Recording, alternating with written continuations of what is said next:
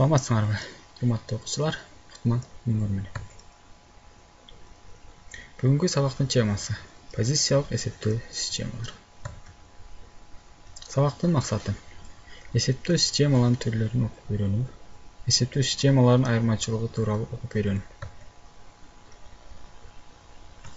Күнүмдүк жашоо турмушубузда биз сандарды абдан көп кездештиребиз. Бул мисалы автомобилдердин, телефондордун номерлери, дүкөндөгү баалар, үй бюджетинин өлчөмү жана башка. Сандар жана цифралар бизди бардык тараптан курчап турат. Эсептөөчү техникалардын өнүгүшү менен эсептөө системалары жана эсептөө ыкмалары жөнүндөгү түшүнүктөр жетишээрлик өзгөрүүгө дуушар болду. Электрондук эсептөөчү машиналар үчүн 2-лик, 8-лик, 16-лык эсептөө системалары колдонулат. 2-лик система жөнөкөй, анткени ал жерде маалыматты көрсөтүү үчүн 2 гана абал колдонулат. 2-лик эсептөө системасынын негизи 2 алфавити 0 жана 1ден турат. Информатикада 2-лик эсептөө системасынын популярдуулугу сандарды жазууда болгону 2 цифра 0 жана 1 колдонулгандыгы менен түшүндүрүлөт. Бул болсо 1 бит маалыматтын маанисине дал келет. Башкача айтканда бит дагы 0 жана 1 деген маанилерди алышы мүмкүн. Ошондуктан көпчүлүк учурда 2-лик сандын бир разрядын бит деп аташат. Ал эми эсептөө техникаларында бардык маалыматтар бит менен берилгендиктен сандарды да 2-лик бинардык код түрүндө берүү өтө ыңгайлуу. Эми 2-лик эсептөө системасынын артыкчылыгын жана кемчиликтерин карап көрөлү. 2-лик эсептөө системасынын артыкчылыктары: цифраларды физикалык жактан ыңгайлуу көрсөтүү.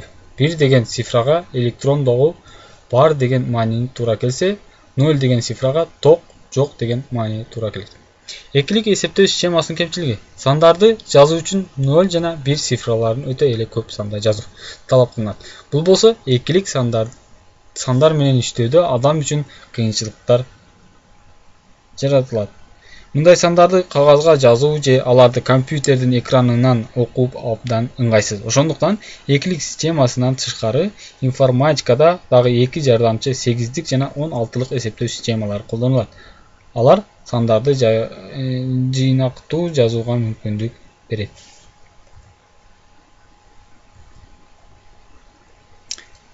Төмөн жакта ар түрдүү эсептөө системаларынын дал келүү таблицасы көрсөтүлгөн. Биз көрүп тургандай, эсептөө системасынын негизи канчалык чоң болсо, аны түшүндүрүлгөн сандардын коду ошончолук кыска болот. Мисал катары карап өтөлү. 10-дук эсептөө системасындагы 15 санын 2-лик эсептөө системасына жазуу үчүн 4 символду колдонушат. Мисалы үчүн 15 санын жазуу үчүн 4 бирди жазып жатабыз 2-лик системада. Эми 8-лик эсептөө системасында ушул эле 15 санын жазып көрөлү. Ал жерде 2 гана символду колдонобуз. Бул 17. 1 жана 7. Ушул эле 15 санын 16-лык эсептөө системасында жаза турган болсок, бир эле символ колдонулат, ал F символу. 8-лик эсептөө системасы. Негизи 8, алфавити 0-дөн 7-ге чейинки цифралар. Негиздери 8 жана 16 болгон эсептөө системаларын тандап алуунун себеби 8 жана 16 сандары 2 санынын даражалары болгондугу менен түшүндүрүлөт. Салыштыргыла. 8 бул 2-нин 3-чү даражасы, 16 2-нин 4-чү даражасына барат. Негиздери бир эле сандын даражалары болгон сандарды жакын сандар деп аташат. Ошондуктан биз 2-лик эсептөө системасындагы сандарды оңой эле 8-лик же 16-лык эсептөө системаларына өзгөртүп түзө алабыз. Бизге көнүмүш болгон 8 жана 9 сандары 8-лик эсептөө системасында жок. Кийинки разряд 7 цифрасынан кийин түзүлөт. 8-лик эсептөө системасында сандардын жазуу ирети 0 дон 7-ге чейин, 10-дон 17-ге чейин, 20-дан 27-ге чейин жана ушул сыяктуу ушинтип кете берет. 16-лык эсептөө системасы. 16-лык эсептөө системасы негизи 16, алфавити 0-дон F'ка чейин. 16-лык эсептөө системасында сандарды жазуу ирети төмөндө көрсөтүлгөндөй. Болгону 10 цифра бар. Ал эми разряддагы мааниси 16. Ошондуктан 10-дон 16-га чейинки цифраларды башка символдор менен латындын Адан F'ке чейинки тамгалары менен жазышат. Мисалы 14 саны E тамгасы менен жазылат. Эсиңерге туткула. Экилик санды 0 жана 1 бит деп айтышат.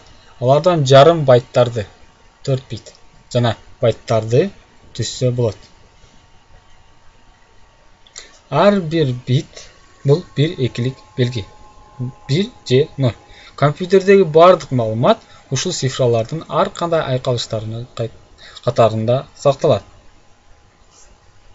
Жарым байт 4 биттен турат. Бул болсо 16-лык эсептөө системасындагы бир белгиге барабар. Байттар бул 8 бит түрүндө сакталган же 16-лык 2 белгиден турган компьютердик маалыматтардын элементтери. Бул 0-дон 255ке чейинки маанилердин диапазонун берет. Ушуну менен бүгүнкү сабагыбыз аягына келип жетти. Келеки сабакта амандашканча сак саламатта калгыла.